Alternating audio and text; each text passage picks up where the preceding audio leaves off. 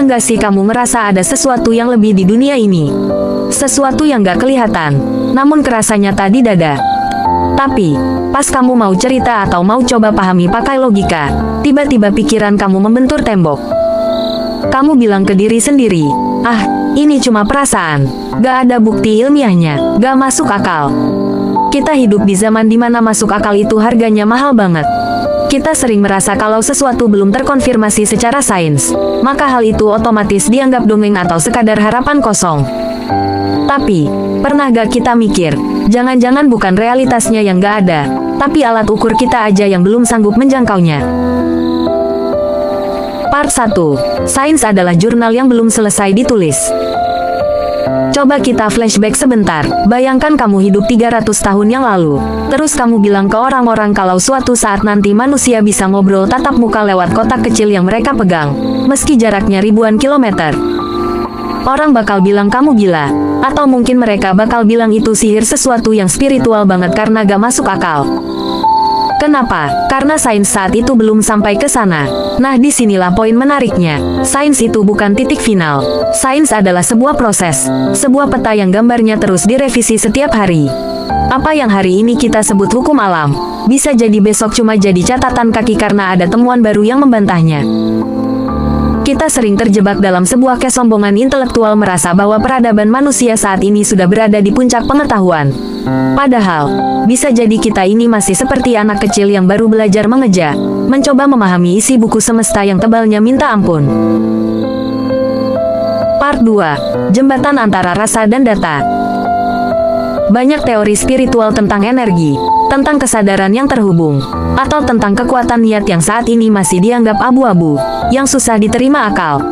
Tapi coba pikirkan ini, kalau sains itu dinamis dan terus berkembang, maka sangat mungkin apa yang hari ini kita sebut spiritual, sebenarnya adalah sains masa depan yang kita belum punya alat ukurnya aja. Dulu, kuman itu dianggap kutukan sampai mikroskop ditemukan. Dulu gelombang radio dianggap gaib sampai alat pemancarnya diciptakan. Jadi, menolak sesuatu hanya karena belum ilmiah sebenarnya adalah tindakan yang kurang ilmiah itu sendiri. Karena sains yang sejati itu selalu terbuka pada segala kemungkinan, bukan menutup pintu pada misteri. Kebenaran itu gak nunggu divalidasi oleh jurnal penelitian untuk menjadi nyata. Kebenaran ya tetap kebenaran, mau kita sudah punya rumusnya atau belum. Part 3. Menjadi bijak di tengah ketidakpastian. Terus, gimana cara kita bersikap?